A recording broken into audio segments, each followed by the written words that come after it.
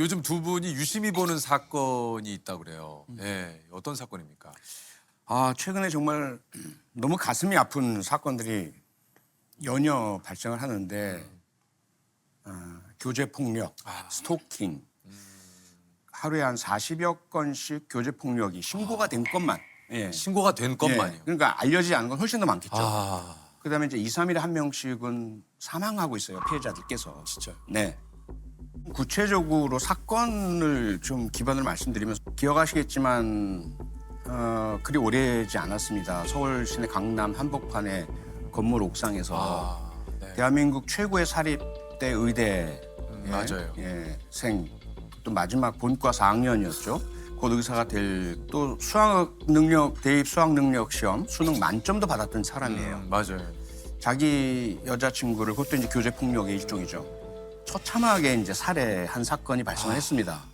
흉기로 여자친구를 살해한 혐의로 20대 남성이 체포됐습니다. 이 남성은 과거 대입 수능 만점자로 서울 소재 의대 재학생인 것으로 확인됐습니다. 이 남성은 숨진 여성으로부터 헤어지자는 말을 듣고 범행을 저질렀다고 경찰에 진술했습니다. 아니 이게 이제 이런 데이트 폭력을 이제 두 분이 좀 얘기를 좀 하셨는데 이런 것들을 좀 사전에 좀 알아차리는 방법 같은 게 좀 있을까요? 어떻습니까? 참 개개의 경우마다 다르긴 하죠.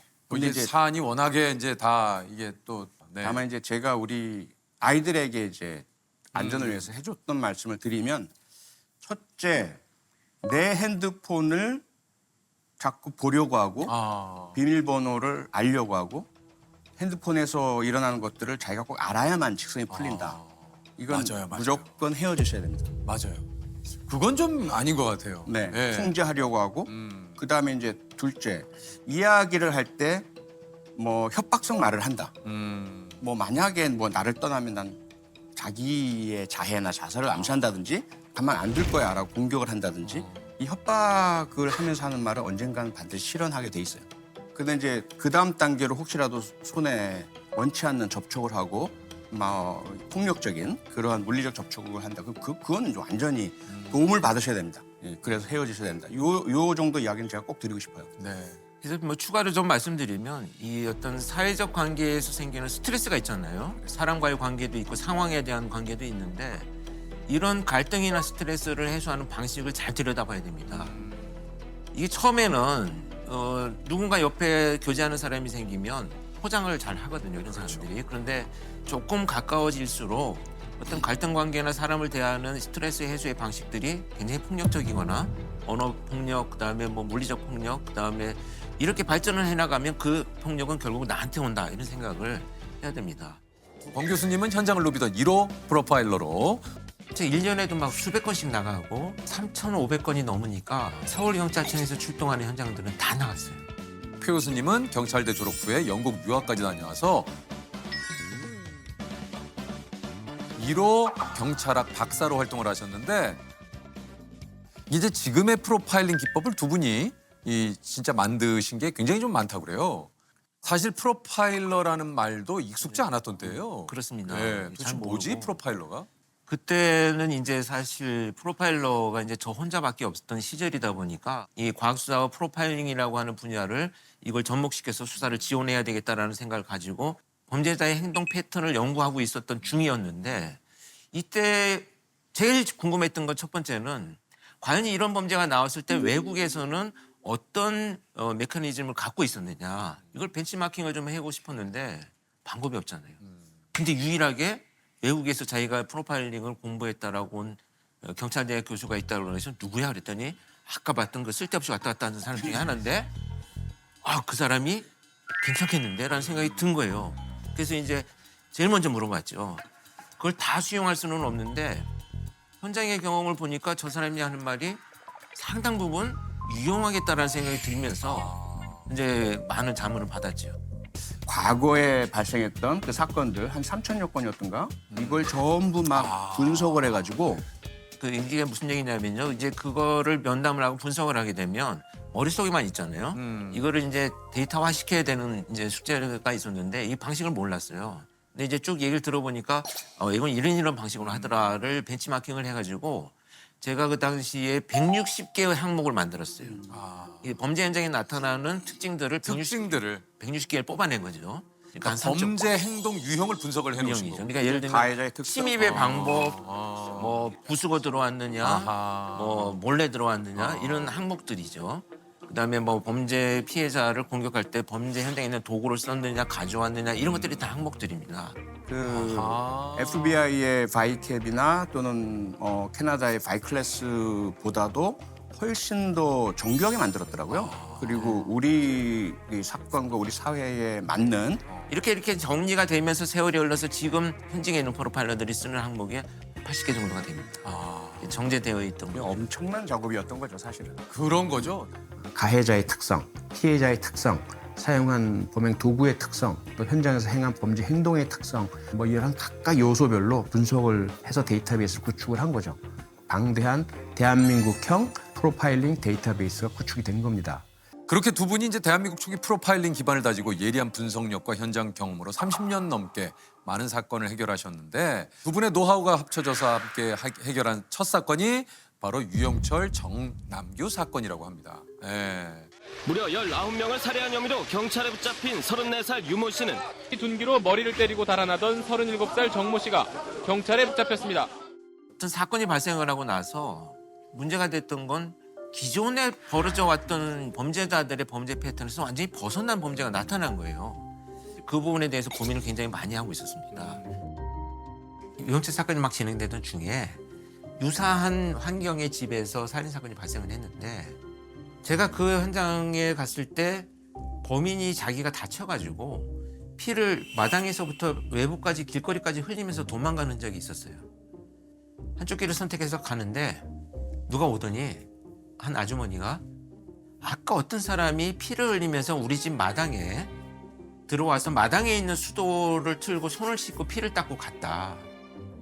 그럼 아줌마 빨리 신고를 하셨어야죠. 했더니 이 아주머니가 넘어져서 그랬는지 자기가 다쳐서 그랬는지 그냥 피가 나니까 그랬는지 아무것도 모르는 상황에 112에 전화를 해서 누가 우리 집 마당에서 손 씻고 있어요 라고 신고를 못 하잖아요 라고 하는 거예요. 제가 정말 머리를 망치로 맞은 것처럼 이거 우리 유영철 사건 수사하면서 이렇게 피 묻혀가지고 차 타고 도망갔을 것이라고 차 수사 엄청 했거든요. 이거 아닐 수 있다. 피 묻히고 낮에 가도 사람들 이렇게 심각하게 생각하지 않는다. 결국은 유영철은 피를 거기서 그냥 쓱쓱 닦아가지고 지하철로 가서 지하철 화장실에서 피 닦고 갔거든요. 아무도 신고 안 해요. 이런 것들을 알아내는 것이 현장에서 제가 할 수 있는 프로파일러 역할들인 거예요. 아니 그저 두 분이 꼭 또 해결하고 싶은 미제 사건이 좀 있다고 얘기를 들었어요. 어떤 사건입니까?